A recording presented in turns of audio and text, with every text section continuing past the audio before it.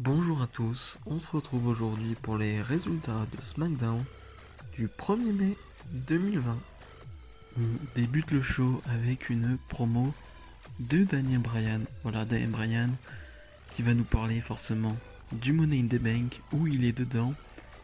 Et ça va être une belle promo de Babyface à la Daniel Bryan, tout simplement.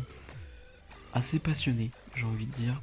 Bryan va nous dire que il a déjà gagné un Money in the Bank et qu'il a réussi à cacher sa mallette derrière pour être champion de la WWE et qu'il veut recommencer justement.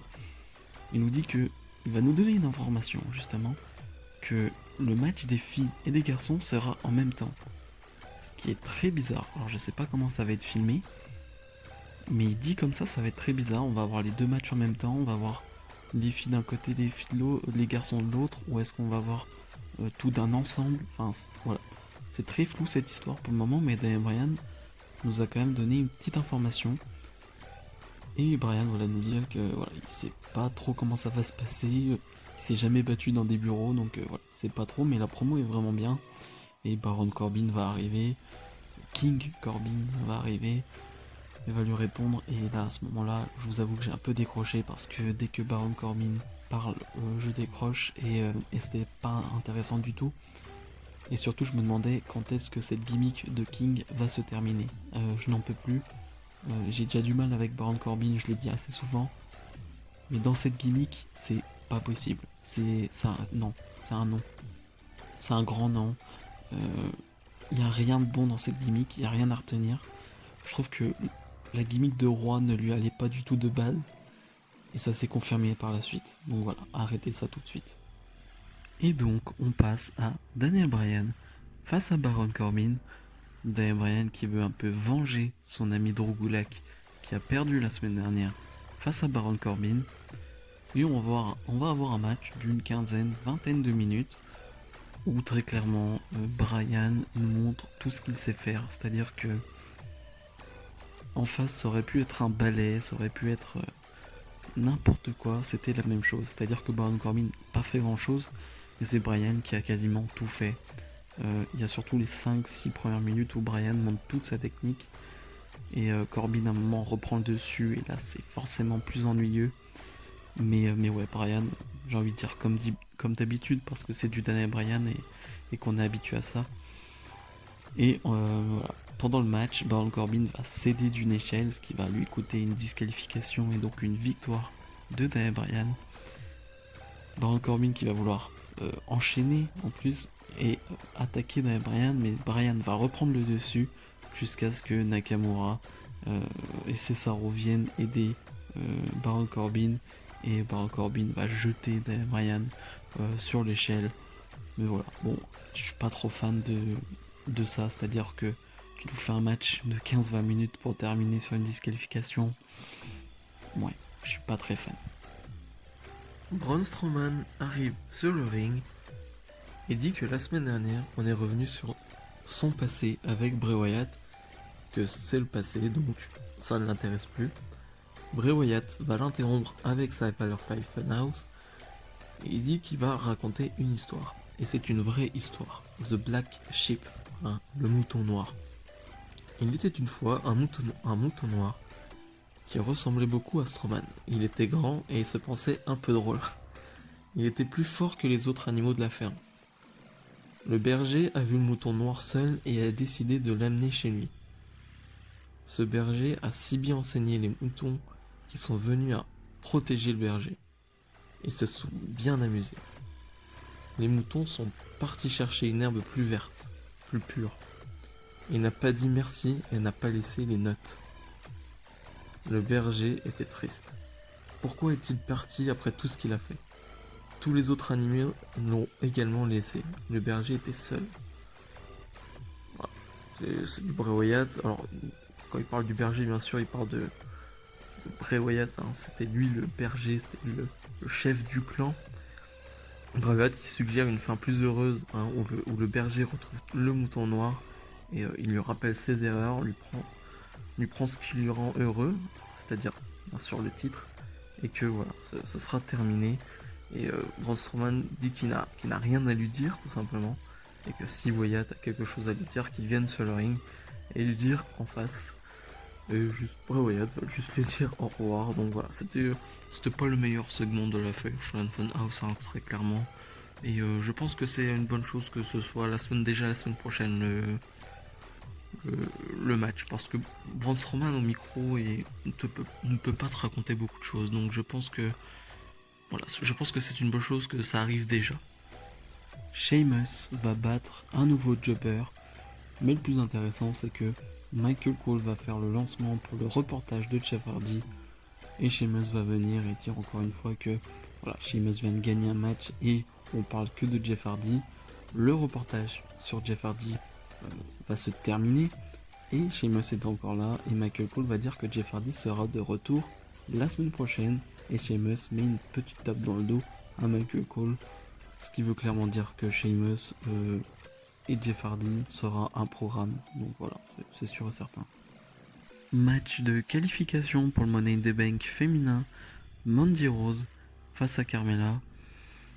Quand on te dit qu'on va avoir un Mandy Rose contre Carmella, t'as pas trop hâte quand même, parce que ça t'annonce pas du lourd.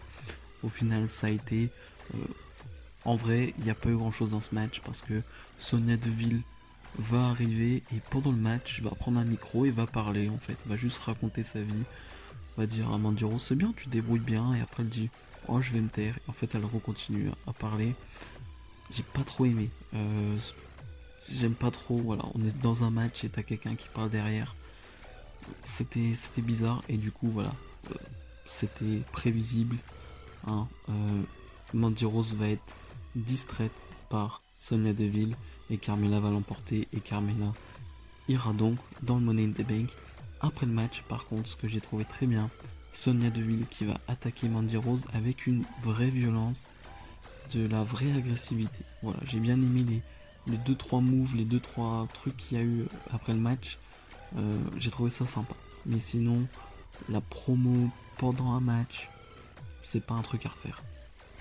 Les Forgotten Sons, voilà, qui sont tout fraîchement arrivés à SmackDown face aux champions par équipe, le New Day, dans un match d'une quinzaine de minutes qui va être bien mais sans plus.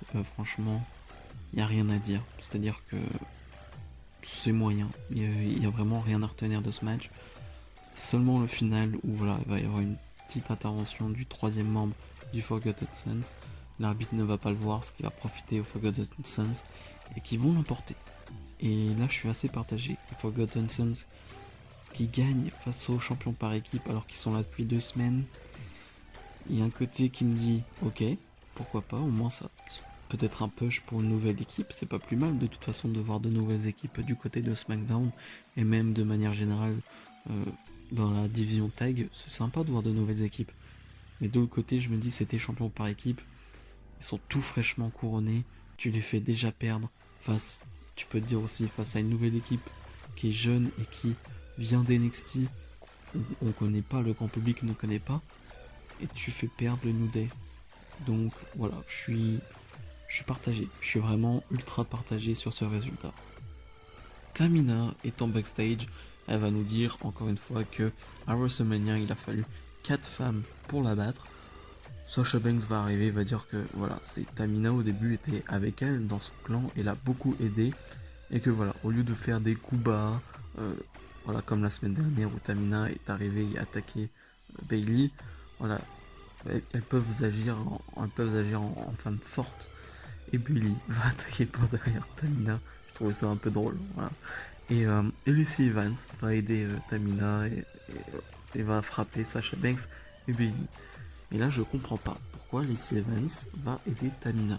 Je veux dire, c'est quoi dans sa tête la raison? Je veux dire, Lacey Evans n'a pas plus que ça d'infinité avec Tamina. En tout cas, on ne l'a pas montré. Lacey Evans n'a aucun intérêt à laisser gagner Tamina face à Bayley par exemple, à Money in the Bank. Enfin, il n'y a aucun intérêt Lacey Evans. Alors oui, encore cette petite histoire entre Lacey Evans et Sasha Banks, mais là il n'y a aucun rapport. Je veux dire, Sasha Banks ne porte pas de Lacey Evans. Enfin, je veux dire, je ne comprends pas. Et le main event, match de qualification pour la dernière place dans le Money in the Bank masculin, Otis face à Dolph Ziggler.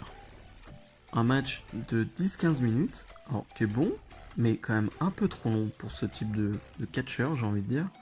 Et surtout, est-ce que vraiment Otis et Dolph Ziggler dans un main event, c'est un bon choix? Je veux dire, j'adore Otis, Dolph Ziggler est un excellent catcheur, mais de là à mettre dans un main event de SmackDown, je trouve ça très léger. Il n'y avait pas grand chose d'annoncé pour ce SmackDown, et c'est vrai que au vu des segments qu'il y a eu dans ce show, aucun n'est assez fort pour être dans le main event. Et mettre ce match, j'ai l'impression que c'est un peu par défaut. Et voilà, et j'ai pas trouvé ça très bien de le mettre en main event, très honnêtement. Maintenant, c'est un match sympa, j'ai envie de dire, mais sans plus, où Otis va avoir le bon rôle du babyface qu'on a tous envie, voilà, qui remporte ce match pour être dans le Money in the Bank, et Otis va l'emporter. Donc voilà, c'est déjà une bonne nouvelle. Maintenant, nous mettre ça en main event, faire croire qu'Otis va gagner le Money in the Bank, moi je n'y crois pas. Je pense que Otis c'est très bien en mid-card, mais que voilà, s'il avait la mallette, enfin voilà, ça n'irait pas.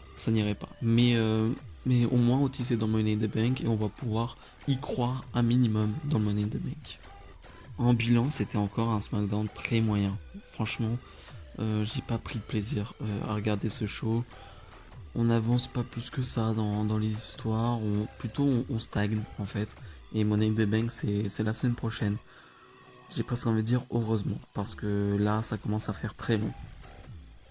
C'est la fin de cette vidéo. Comme d'habitude, si ça vous a plu, n'hésitez pas à mettre le petit pouce bleu et à commenter. Voilà, ça me fera plaisir. Et voilà, j'échangerai avec vous dans l'espace des commentaires. On se retrouve très vite pour une prochaine vidéo. Salut, salut!